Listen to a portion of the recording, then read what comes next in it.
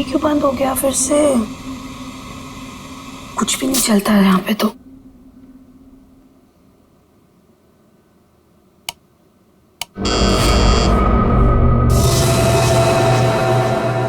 Nurse, nurse, nurse, nurse, nurse देखो ना, मेरा टीवी काम नहीं कर रहा है फिर से।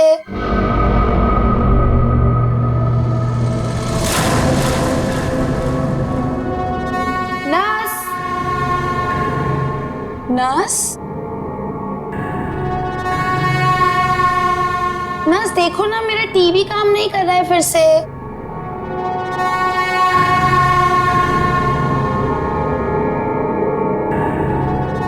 कौन है? नर्स, अरे रुको रुको, कौन है वहां पर? अरे रुको, रुको तो जरा।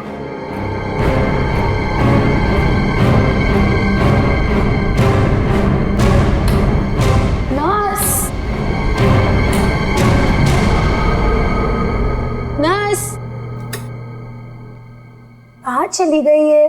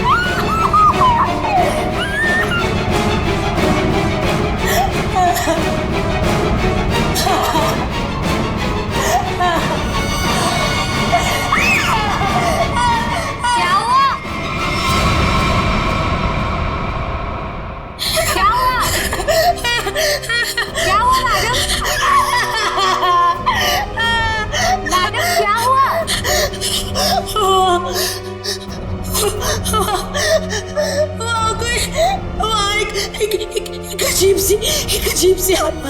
हाँ, कोई नहीं है मैडम। इस फ्लोर पे आपके अलावा और कोई नहीं है।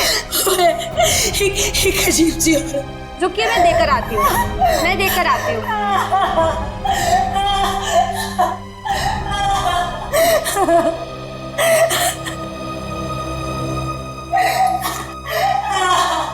देखिए मैडम, वहाँ पे कोई नहीं है।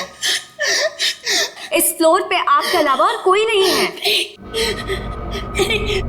मैंने उसे देखा, मैं सच बोल रही हूँ। एक अजीब सी आत्मा। मुझे यहाँ से शिफ्ट करो, मैं यहाँ नहीं रहूंगी। मैडम देखिए, आपको पहले ही बताया जा चुका है, हॉस्पिटल में इस बेड के अलावा और कोई बेड अवेलेबल नहीं है। वो मुझे मार डालेगी, वो मुझे मार डालेगी। ठीक है मैडम, मैं देकर आ रही हूँ। मुझे नहीं मारना बाकी है, मुझे मार डालेगी। मैडम मैं देकर आती हूँ।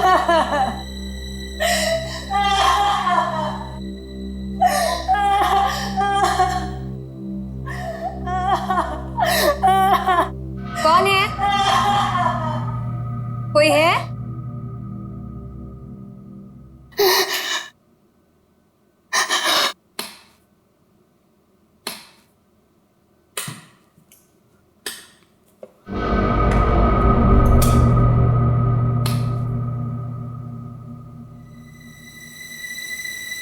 कहाँ गई वो? भागो, भागो, भागो, भागो, भागो, हेल्प, हेल्प, हेल्प, चलो, मुझे मरना नहीं है। चलो,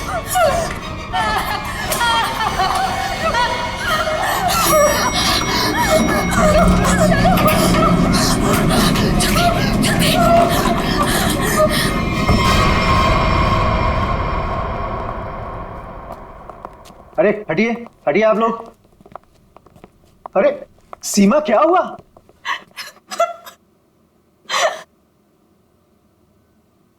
अरे बेटा, क्या हुआ? सर हम पे हमला हुआ है। हमला? कैसा हमला? किसने किया? नीचे वाले फ्लोर में एक आत्मा है, उसी ने हम दोनों को मारने की कोशिश की। आत्मा? क्या बकवास कर रहे हो तुम? हॉस्पिटल में आत्मा कैसे हो सकती है? हाँ सर, सोनल सच कह रही है, नीचे कॉरिडोर में एक आत्मा है। सर, अगर हम भागे नहीं होते तो हम मर जाते।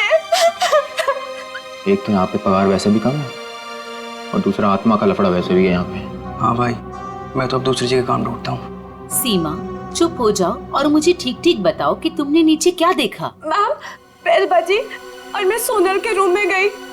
इन्होंने मुझसे कहा कि कॉरिडोर में कोई है, और जब मैं बाहर देखने गई तो कॉरिडोर में कोई नहीं था। कौन है वहाँ?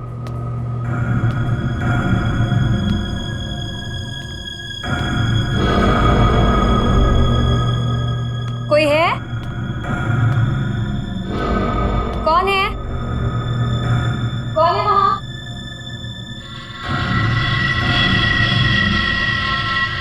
कौन है? कोई है?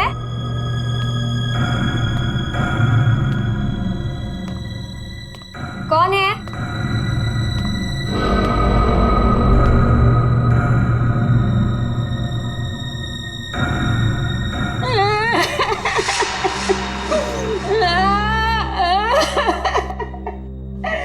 क्यों रो रही हैं आप? आप ठीक तो है ना? सुनिए, आप ठीक तो हैं? कोई मदद चाहिए आपको?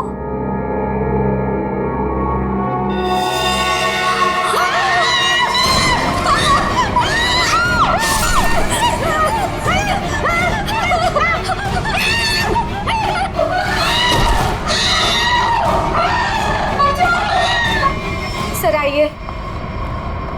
सर, वो 11 नंबर कमरे के सामने ही उस आत्मा ने मेरे ऊपर हमला किया था। सर, मैं नहीं जाऊंगी वहां।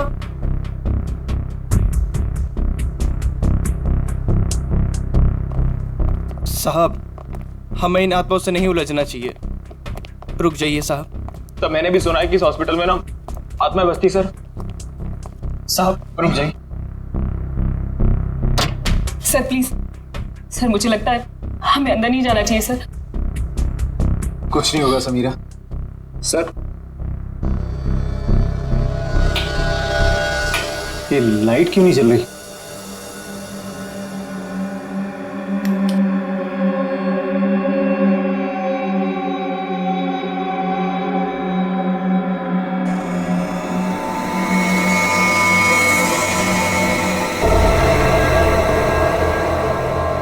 लगता बेड पे कोई है। सर प्लीज मत जाइए।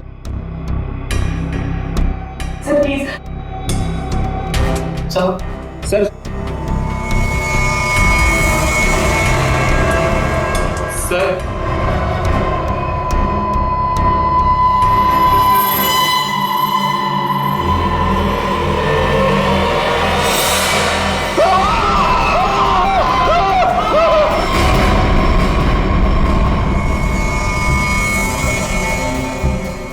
माय गॉड, कितनी बुरी तरह से खरोचा है इसके चेहरे को। गले की नस भी कटी है।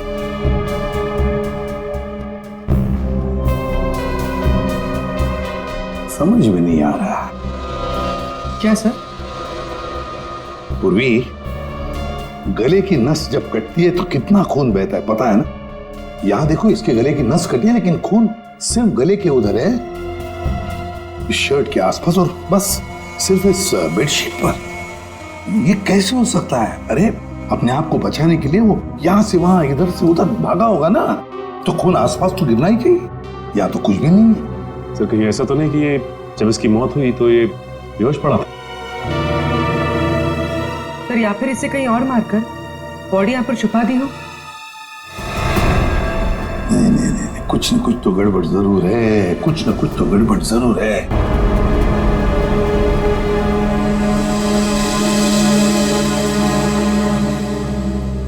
अच्छा, आप में से और किसी ने आत्मा को देखा है? नहीं सर। दरअसल हम लोगों ने सारा हॉस्पिटल छान मारा, वो हमें कहीं नहीं मिली। आत्मा जिसे दिखना चाहे सिर्फ उसी को दिखती है सर, और हमने इन सोई हुई आत्माओं को जगा दिया है। हमने ऐसी आत्माएं बहुत देखी है, समझी, और सबको बंद करके रख दिया। अच्छा, मनोज के बारे में कुछ बता सकते हो? सर, मनोज हमारा पेशेंट था। वो 2 दिन पहले हमारे हॉस्पिटल में एडमिट हुआ। उसे बदन में बहुत दर्द था और उसे सांस लेने में काफी तकलीफ हो रही थी सर। लेकिन सर, हैरानी की बात यह है उसका बेड तो 4थे फ्लोर पर था, नीचे कैसे आ गया? एग्जैक्टली। मैं 2 घंटे पहले सर ऊपर पेशेंट्स की रिपोर्ट चेक करने गया था। मैंने भी मनोज को वहीं देखा था। ये बात किसी को तो पता चलनी चाहिए थी, हॉस्पिटल के स्टाफ में से। पता नहीं सर। और ये मनोज ने पेशेंट के कपड़े की जगह डॉक्टर के कपड़े कैसे पहन रखे? ये भी पता नहीं सर। पता नहीं, मालूम नहीं, कम से कम ये तो पता होगा कि हॉस्पिटल के जो सीसीटीवी कैमराज है वो तो चालू है। जी हाँ सर, सिवाय इस फ्लोर के, क्योंकि यहाँ रेनोवेशन चल रही है।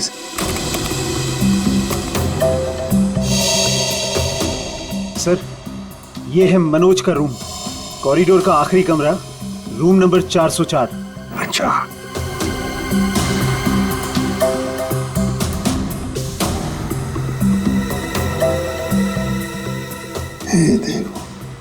देखो, ये तो मनोज है, वो भी बिल्कुल अकेला। सर, ये तो बड़े आराम से चल रहा है, दर्द का कोई नामो निशाना नहीं है। पता चला पूर्वी, इसने ये डॉक्टर के कपड़े क्यों पहने रखे? ताकि किसी को पता ना चले कि ये एक पेशेंट है।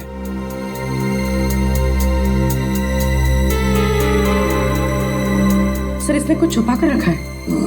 रुको, लिफाफे जैसी चीज है, तो क्या लेके जा रहा है वो इस लिफाफे में? मीरा, अब 3rd फ्लोर वाला फुटेज दिखाओ जरा। Yes sir.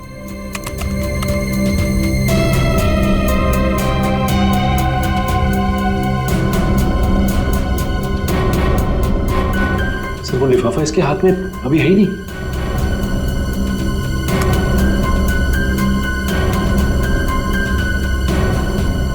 क्या हो सकता है उस लिफाफे में? क्या हुआ सालुंखे? आसमान गिर गया जो इतनी जल्दी बुला लिया? हाँ बॉस, समझो कि आसमान ही गिर गया। क्या मतलब? मतलब यह कि इस आदमी की मौत इन घावों की वजह से नहीं हुई। क्या? तो फिर? ये जो घाव हैं, ये इसके मरने के 1 से 1.5 घंटे के बाद बनाए गए। घाव मरने से 1-1.5 घंटे बाद? ओह, तो इसीलिए उस हॉस्पिटल के कमरे में हमें कहीं पर भी खून की छींटें नहीं नजर आई। क्योंकि तब तक खून जम चुका था। गले की नस कट जाने के बावजूद खून ज्यादा नहीं बहा। सालुंखे साहब, तो फिर ये मरा कैसे? आप थोड़ी मदद करो, उठाओ इसको। देख,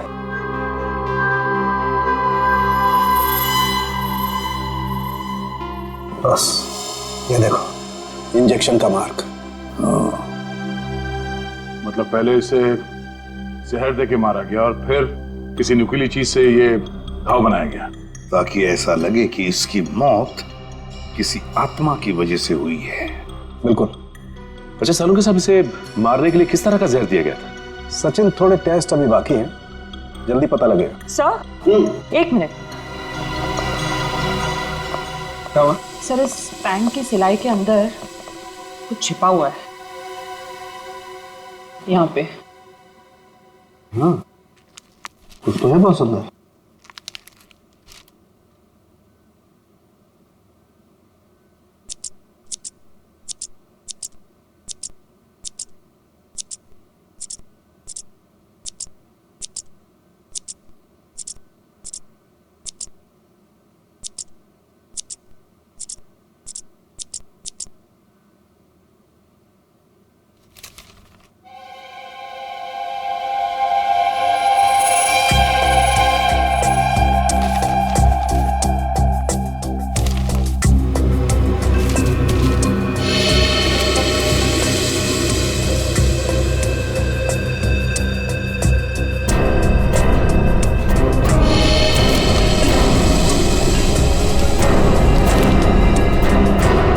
कोरा कागज है। लेकिन सर, कोई क्यों इतनी मेहनत करके ऐसा पेपर अपने पैंट में छुपा कर रखेगा जिसमें कुछ भी ना हो? पूर्वी, ये पेपर जैसे दिखता है वैसे हरगिज हो ही नहीं सकता। जरूर इस पेपर के अंदर कोई ऐसी कीमती चीज छुपी है जो इस मनोज की जिंदगी पे भारी पड़ गई। सर, मनोज की कार के जीपीएस सिस्टम को चेक करने से पता चला कि आज से 5 दिन पहले वो 6 घंटा अपनी गाड़ी चलाकर चिन्नौर शहर गया था। तो जो इंसान बदन दर्द की वजह से ठीक से चल फिर नहीं पा रहा हो, वो 6 घंटे तक गाड़ी चलाकर शहर से इतनी दूर क्यों जाएगा? सर, मुझे तो लगता है मनोज झूठ बोल रहा था। उसे कोई बीमारी थी नहीं। लेकिन फ्रेडी, हॉस्पिटल कोई घूमने फिरने की, आराम करने की जगह तो है नहीं कि ऐसे कोई जाके वहां पे भर्ती हो जाए। तो जरूर किसी मकसद से ही भर्ती हो गया हॉस्पिटल में। सर, इस एक नंबर पर मनोज ने पिछले 15 दिनों में 50 से भी ज्यादा बार कॉल किया। अच्छा, किसका नंबर है ये? सर, ये नंबर चिन्नूर में रहने वाली किसी नेहा का है। चिन्नूर? नेहा? तो फिर जरूर ये मनोज नेहा से मिलने गया होगा चिन्नूर में। हम भी मिल लेते हैं नेहा को। एक मिनट सर, नेहा का मोबाइल यहीं कहीं आसपास दिखा रहा है।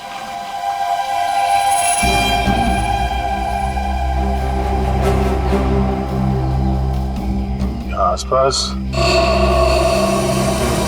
गाड़ी के अलावा तो कुछ भी नहीं। क्या वैसी गाड़ी में तो नहीं? पर सर, वो ऐसे वीराने में क्या करने आई होगी? चेक कर लो कार को जरा।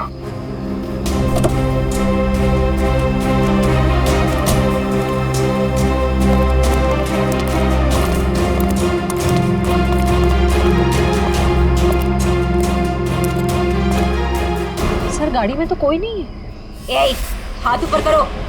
चला के करने की कोशिश की ना तो खोपड़ी उड़ा दूंगी। गन नीचे। कौन हो आप लोग? हम लोग सीआईडी से हैं। गन लेके क्या कर रही थी यहाँ पे? मैं किसी का इंतजार कर रही थी और ये मेरी लाइसेंस वाली गन है। मेरा काम ही कुछ ऐसा है कि मुझे कभी भी जरूरत पड़ सकती है इसकी। क्यों? ऐसा क्या काम करती हो कि तुम्हें गन की जरूरत पड़ती है? हा? प्राइवेट डिटेक्टिव हूँ। Private detective? जी हाँ। किसी मनोज नाम के आदमी को जानती हो तुम? मनोज? क्लाइंट है वो मेरा। है नहीं, था। अब वो मर चुका है। मर चुका है? ओह माय गॉड, कैसे? क्या काम कर रही थी तुम मनोज के लिए? उसने मुझे अशोक नाम के आदमी को ढूंढने के लिए हायर किया था। अशोक? कौन है ये अशोक? अशोक कई साल तक जेल में बंद था और जेल से छूटने के बाद ही वो अपना नाम पता सब बदल कर किसी छोटे से शहर में रह रहा था। कि मनोज का एक मुजरिम से क्या कनेक्शन है? वो तो मैं नहीं जानती, लेकिन हाँ, मनोज ने मुझे अशोक के गांव का पता दिया था। वहीं से मुझे पता चला कि अशोक एक छोटे से चिन्नूर नाम के गांव में रह रहा है, नई पहचान बना के। ये वही शहर है ना जहाँ तुम आखिरी बार मनोज से मिली थी? जी सर। सर, लगता है मनोज के खून में अशोक का कोई ना कोई कनेक्शन जरूर है। अच्छा, अशोक की कोई तस्वीर है तुम्हारे पास? जी हाँ।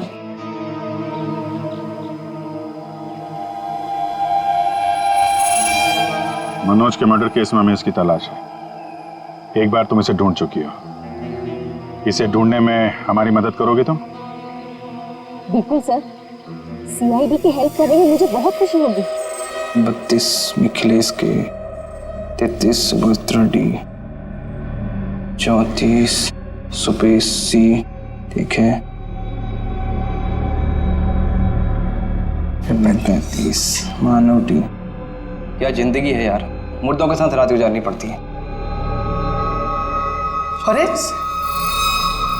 ये 37 नंबर कहाँ गया? कहाँ चला गया यार? लाश है। हो सकता है कोई रिश्तेदार लेकर गया हो। कोई रिश्तेदार लेकर गया हो तो कम से कम इसमें एंट्री तो होती रजिस्टर में। मुझे लगता है हमें किसी को बताना चाहिए। इस जगह में कुछ तो है, इस हॉस्पिटल में कुछ है। अरे ये क्या हो रहा है? अब ये क्या होने लग गया? रोहन भाग, मेरी बात मान, भाग यहाँ से। आजा, भाग जा। संजय, संजय, संजय, संजय, संजय, संजय, संजय, संजय।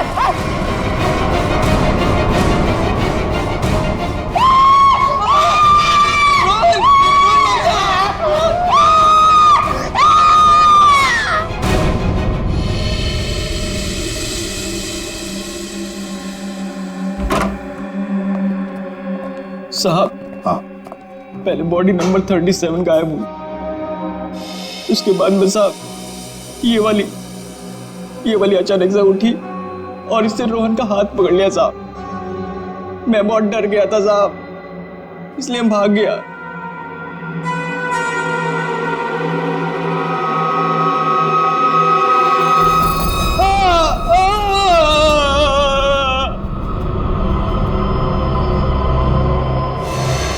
सर करोज के निशान तो बिल्कुल मनोज जैसे। हाँ, है तो बिल्कुल मनोज जैसे। सचिन, उठाओ इसे जरा देखते हैं, इसे भी इंजेक्शन दिया है क्या? इंजेक्शन का तो कोई निशान नहीं है। रख दो, संभाल के। सर, मनोज और रोहन दोनों की मौत हॉस्पिटल में हुई है। जरूर इनका आपस में कुछ ना कुछ लेना देना जरूर होगा। हाँ, हो सकता है। सर ये क्या हो रहा है सर? मेरे हॉस्पिटल में ये दूसरा मर्डर है सर। हॉस्पिटल के मरीज सारे घबराए हुए हैं सर। बस हम यहाँ बिल्कुल भी सुरक्षित नहीं है। हम सब धरने पर जा रहे हैं। अरे अगर आप लोग धरने पे चले गए तो मरीजों की देखभाल कौन करेगा? आखिर उनकी जान की जिम्मेदारी किसकी है? तो हमारी भी तो जान की कीमत है ना सर। बट ऐसे धरने पे जाके इससे क्या फायदा मिलेगा आपको? हम लोग आपके साथ हैं और हमें आपके साथ की जरूरत है। सर कुछ कीजिए वरना मेरा हॉस्पिटल बंद हो जाएगा सर। सर आप रेडी? ये देखिए सर, हमें रोहन के लॉकर में से क्या मिला है। ये सारा पैसा लॉकर में पीछे की तरफ छुपा के रखा हुआ था। इतना सारा पैसा एक वॉर्ड बॉय के पास? कमाल है।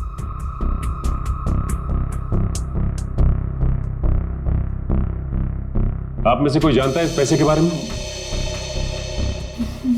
नहीं सर, हमें कुछ नहीं पता। किसी को भी नहीं पता? नहीं सर। सर ये रोहन जरूर किसी गलत काम में इन्वॉल्व होगा और शायद इसी वजह से इसकी मौत हुई हो।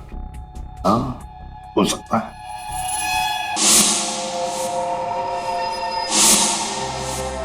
याद है मनोज के पास वो एनवेलप था। हो सकता है ये पैसे उस एनवेलप में थे जो उसने रोहन को दिए हो। इस रोहन के घर वालों से मिलना पड़ेगा। जरूर कोई ना कोई कनेक्शन है इस रोहन और मनोज के बीच। सर, अशोक की तस्वीरें हमने अपने सारे खबरियों को और पुलिस स्टेशन पे भिजवा दी है। ग्रेट। अपूर्वी, कुछ पता चल रहा है इस कोरे कागज के बारे में? नहीं सर, सारे टेस्ट करके देख लिए, कुछ पता नहीं चला। क्यों इस कागज को लेके घूम रहा था वो मनोज? क्या वजह हो सकती है? ऐसा क्या है इस कागज में? क्या हो सकता? एक मिनट, दया, कुछ याद आ रहा है। साउथ अमेरिका में जो ड्रग स्मगलर्स है ना, आपसी बातचीत के लिए वो लोग एक खास तरीका इस्तेमाल करते हैं। पूर्वी, यूवी लैंप लेकर आओ। रेडी? लाइट्स ऑफ करो।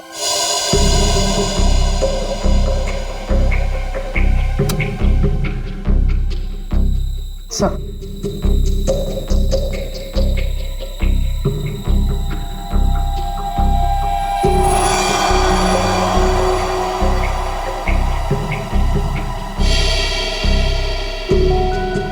आप ठीक कह रहे थे सर। सर ये तो बिल्डिंग का ग्राउंड प्लान है। लेकिन सर ये बिल्डिंग कौन सी है? नाम तो दिख नहीं रहा है। ये प्लान हमें मनोज के पास से मिला सर, और वो किसी बहाने से उस हॉस्पिटल में रह रहा था। तो कहीं ऐसा तो नहीं कि नक्शा उसी हॉस्पिटल का? देख के तो ऐसे ही लगता है। बस अब पता करना है कि मनोज ने इस नक्शे को इतने संभाल के क्यों रखा। बहुत दिनों से मेरी बीमारी का इलाज चल रहा है। इलाज में बहुत ज्यादा पैसे खर्च होते हैं। अब इतना खर्चा हम जैसे गरीब इंसान के बस की तो बात नहीं है। इसलिए रोहन बहुत चिड़चिड़े हो गए थे। लेकिन फिर अचानक से रोहन के पास कहीं से बहुत सारे पैसे आ गए थे। तो आपने कभी पूछा नहीं उनसे कि इतने सारे पैसे कहाँ से आए उसके पास? मैंने पूछा, लेकिन हर बार वो बात को टाल देते। सर ये इतनी सारी दवाइयां अंदर छुपा कर रखी गई थी।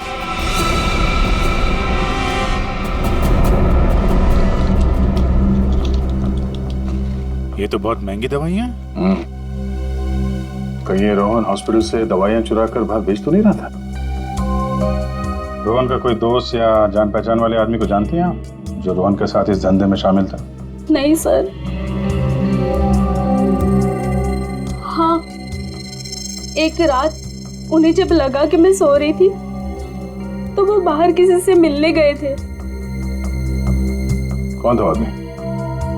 बाहर बहुत अंधेरा था, मैं नहीं देख पाई, लेकिन ना रोहन उन्हें बार बार सर कह के पुकार रहे थे। सर? कुछ और कुछ याद आता है उस आदमी के बारे में? कोई भी बात? वो आदमी ना लंगड़ा के चल रहा था। लंगड़ा के चल रहा था? रोहन उस आदमी को सर बुला रहा था। इसका मतलब वो रोहन का कोई सीनियर होगा हॉस्पिटल में।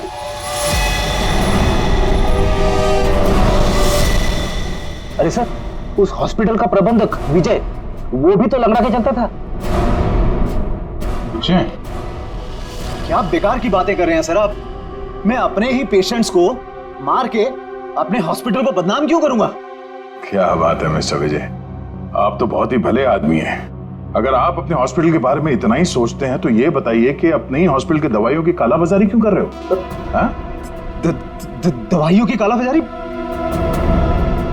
मैं कुछ नहीं जानता यार। एक सवाल से ही दादा पापा हो गया इनका।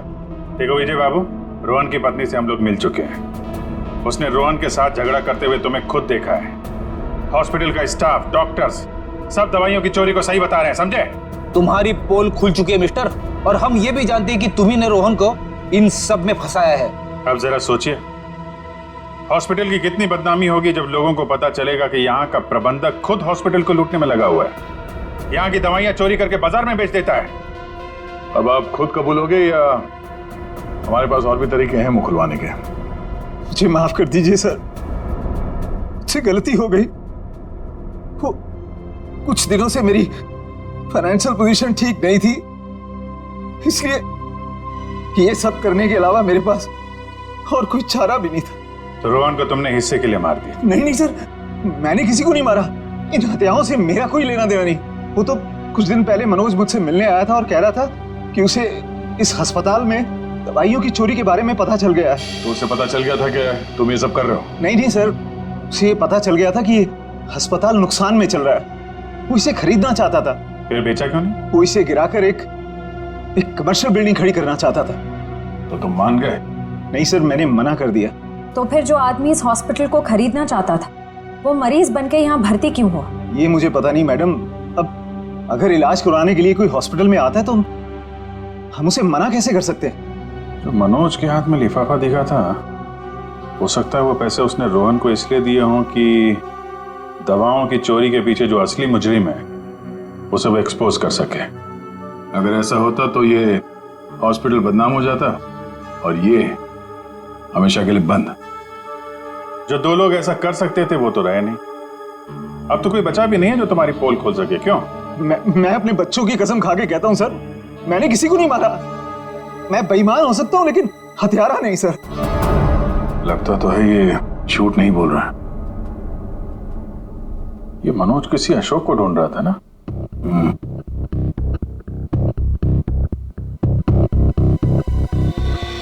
इस आदमी को पहचानते हो? मैंने इसे देखा है कहीं। अरे हाँ, ये तो समीरा का दूसरा पति है। कुछ दिन पहले हॉस्पिटल में आके इसने हंगामा किया था और सिक्योरिटी को बुलाकर इसे बाहर निकलवाना पड़ा था। समीरा?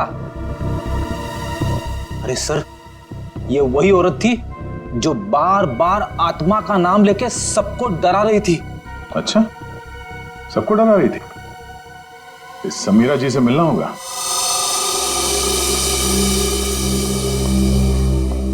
एक्सक्यूज मी, ये समीरा किधर है? वहां पर। ठीक है, बोलो।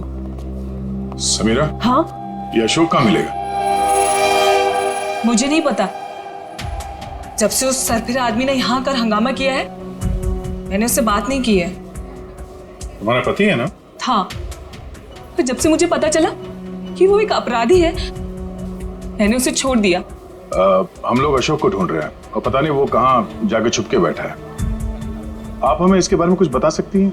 ऐसा कुछ जो हम उसके बारे में नहीं जानते। हॉस्पिटल में जब मैं इंटर्न थी तब उसका व्यवहार कुछ और था, और शादी के क्या मतलब? अशोक यहाँ काम करता था? यहाँ नहीं, इससे पहले यहाँ एक और हॉस्पिटल हुआ करता था जो जलकर राख हो गया। हम दोनों वहाँ काम किया करते थे। समीरा, ये मनोज अशोक को ढूंढ रहा था, तो क्या मनोज ने कभी तुमसे मिलने की कोशिश की? अशोक और मनोज अच्छे दोस्त हुआ करते थे। एक दिन मनोज अशोक को ढूंढता हुआ मेरे पास आया और कहने लगा कि उसका कुछ सामान उसके यहाँ पड़ा हुआ है जो मैं आकर ले लूं। जब मैंने मना किया तो मुझ में गुस्सा हो गया और कहने लगा अशोक ने जेल जाने से पहले किसी केटू के बारे में बताया था। ये केटू क्या है? मुझे नहीं पता। ये केटू कहीं सुना है। अरे हाँ, वो कुछ साल पहले वो जेडी ज्वेलर्स के यहाँ हीरो की चोरी हुई थी ना, बहुत सुर्खियों में थी खबर। उसमें से एक हीरे का नाम था केटू। हाँ सर, केटू हीरा, मुझे याद है सर। ये खबर तो हर न्यूज चैनल पे थी और मीडिया वालों ने इसका नाम केटू केस रखा था। और ना तो उन चोरी हुए हीरों का कुछ पता चला और ना ही उन चोरों का। तो कहीं अशोक और मनोज, इन लोगों ने तो नहीं उड़ा दिया हीरा? हो सकता है अशोक ने चोरी के हीरे कहीं छुपा के रख दिए होंगे और उसके बाद किसी और केस में पकड़ा गया होगा और मनोज को वो हीरे नहीं मिले। और वो जो मनोज के पास से जो नक्शा मिला था ना, वो जरूर इस पुराने हॉस्पिटल का ही होगा। और सर इसीलिए हमें इसका कोई रिकॉर्ड नहीं मिला, क्योंकि अब वो हॉस्पिटल है ही नहीं। और शायद अशोक ने वो हीरा किसी हॉस्पिटल में छुपा दिया होगा। और इसलिए मनोज इस हॉस्पिटल को खरीदना चाहता था, और जब ऐसा नहीं हुआ तब वो इस हॉस्पिटल में पेशेंट बनकर आया हीरे को ढूंढने के लिए। और किसी को इस बात की भनक लग गई और उसने मनोज को मार दिया। सर वो हाँ? आत्मा, वो आत्मा इधर आत्मा से भी मिल लेता।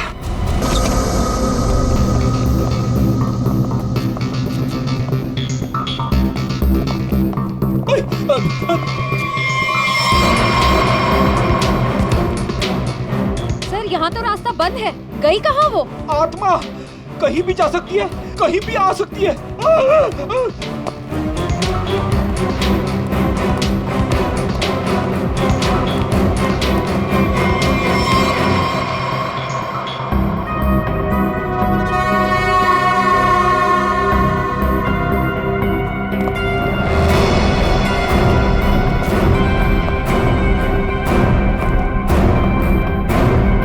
सर यहाँ तो कोई नहीं है, वापस चलें?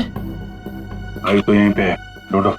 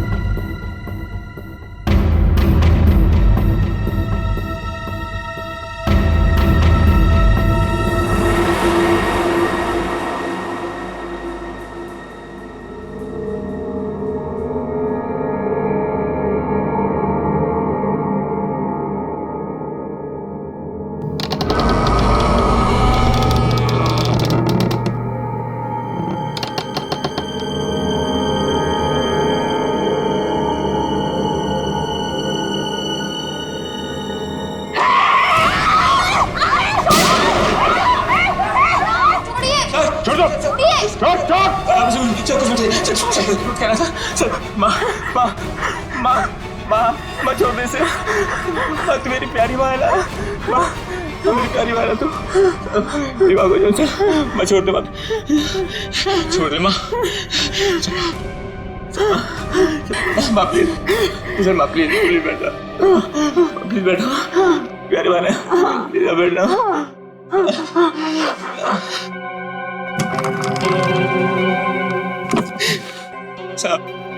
साहब मेरी माँ की दिमागी हालत बहुत खराब है साहब। मैं बहुत गरीब हूँ साहब। मेरे पास इतने पैसे भी नहीं है कि अपनी माँ का इलाज करा सकता था साहब, इसलिए मैंने इसे यहाँ पे छुपा के रखा साहब। जब ये 2-3 बार यहाँ से छूट के भाग गई तो लोगों ने इसे आत्मा समझा साहब। चलो सर, एक बात तो पक्की हो गई, यहाँ पे कोई आत्मा नहीं है। साहब प्लीज मेरी माँ को माफ कर दो साहब, इसकी कोई गलती नहीं है साहब। मैं मानता हूँ कि साहब मेरी माँ को ना दौरे आते हैं, पर ये साहब किसी का खून नहीं कर सकती साहब। ठीक है तुम परेशान मत हो, तुम्हारी माँ की देखभाल का बंदोबस्त हम लोग करेंगे, ठीक है? साहब मैं आपका ये एहसान कभी नहीं भूलूंगा साहब। नहीं एहसान की बात नहीं है, ये तो हमारा फर्ज है, और हो सके तो तुम भी किसी की मदद कर देना। सर लेकिन अब तक हमें खूनी का पता नहीं चल पाया है। वो खूनी भी यही होगा, और लूट का माल भी यहीं कहीं छुपा के रखा होगा। वो लूट का माल? वो कुछ देर पहले मैंने ना वो खोदने की आवाज सुनी थी साहब। कहाँ पे?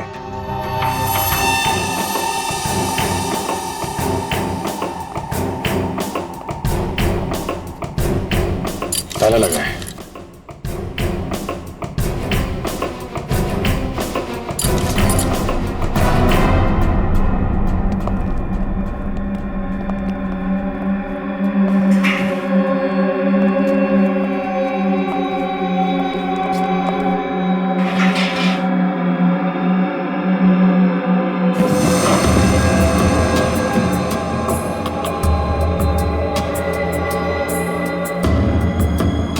यहाँ पे कुछ है?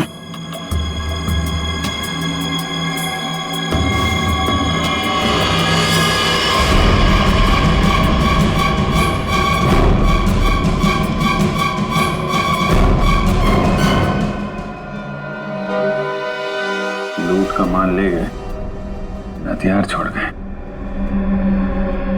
लेकिन खूनी को ढूंढेंगे कैसे? ये हॉस्पिटल में गड़ा हुआ चोरी का माल मनोज के बजाय कोई और ही ले उड़ा। लेकिन सर कैसे? क्योंकि सिर्फ अशोक ही जानता था कि लूट का माल कहां पे गाड़ के रखा गया है। ये मनोज भी जानता था सर, लेकिन वो उन लोगों में से था जो अकेले ही खाना चाहता है।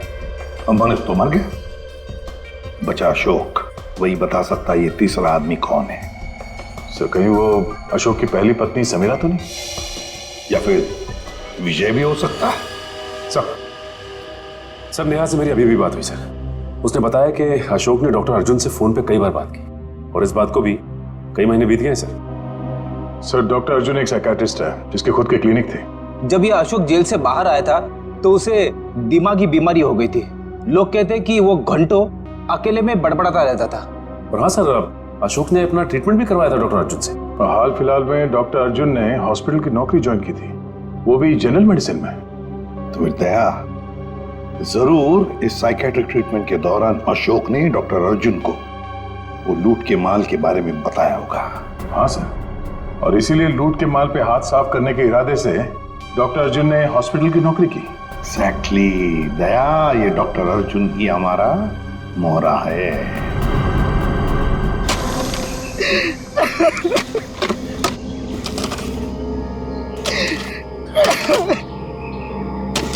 तुम ऐसा क्यों कर रहे हो मेरे साथ? मुझे प्लीज जाने दो। तुझे जाने दूं? तू ही तो वो बलि का बकरा है जो मुझे जेल से बचाएगा, और मैं तुझे ही जाने दूं?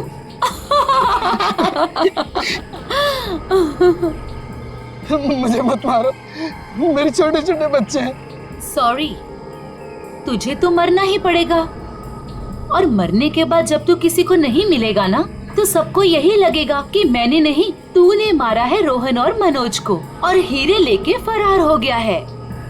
कौन से हीरे? देखो मैं इस बारे में कुछ भी नहीं जानता। तू कुछ भी नहीं जानता इस बारे में, मगर दुनिया को तो यही लगेगा कि तू सब कुछ जानता है। और मैंने ऐसा प्लान बनाया है कि दुनिया को यही लगेगा कि तू इस देश को छोड़ के भाग चुका है। मुझे प्लीज जाने दो, मुझे मत मारो। देखो मैं तुमसे प्रॉमिस कर रहा हूँ, मैं किसी से कुछ भी नहीं कहूँगा। डर मत, ज्यादा दर्द नहीं होगा तुझे। यकीन नहीं होता तो अशोक से पूछ ले, जिसकी लाश सामने ही दफनाई है मैंने। Goodbye Arjun.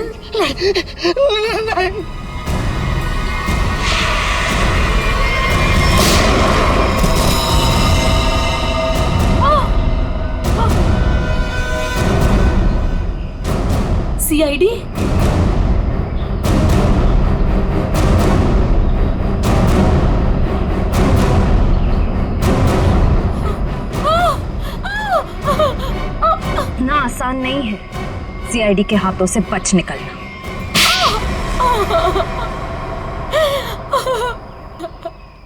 तुम्हें अशोक ने चुराए हुए हीरों के बारे में पता कैसे चला? सर, अशोक जेल से छूटने के बाद मुझसे मिला था और वो बहुत अकेला और बहुत परेशान था सर। और सर, वो मुझसे प्यार भी करने लगा था और मेरे लिए वो अपने आप को सुधारना भी चाहता था।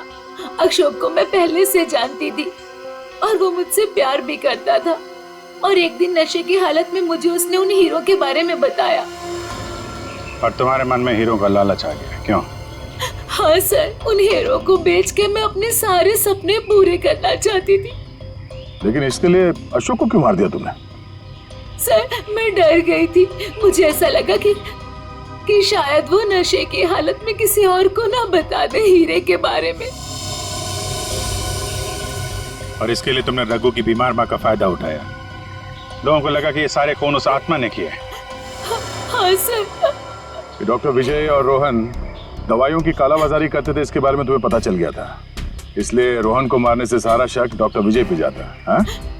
मोहरे तो अच्छे बिछाए थे और चाल भी अच्छी चली थी, लेकिन मगर आप लोगों ने आके यहाँ पे मेरा सारा खेल बिगाड़ दिया। अशोक तुम्हारे प्यार के लिए सुधरना चाहता था और तुमने हीरों के लिए उसे ही जान से मार दिया। पैसों के लालच में आकर तुमने 3-3 लोगों का खून किया है। फांसी होगी तुम्हें, फांसी।